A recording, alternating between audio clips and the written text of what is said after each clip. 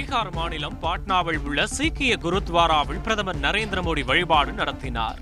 அங்குள்ள உணவு கூடத்தில் தானே சில உணவுகளை சமைத்த பிரதமர் மோடி பின்னர் உணவுகளை பரிமாறினார்.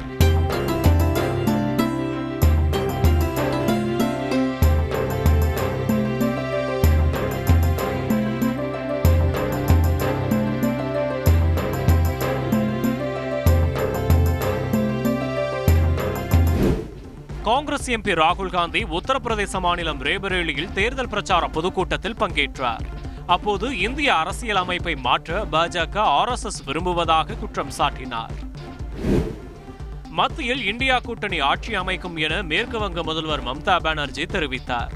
பாஜகவிற்கு 190 முதல் 195 இடங்கள் வரை கிடைக்கும் என்றும் இந்தியா கூட்டணிக்கு 315 தொகுதிகள் கிடைக்கும், மோடி மீண்டும் பிரதமராக மாட்டார் என்று மம்தா குறிப்பிட்டார்.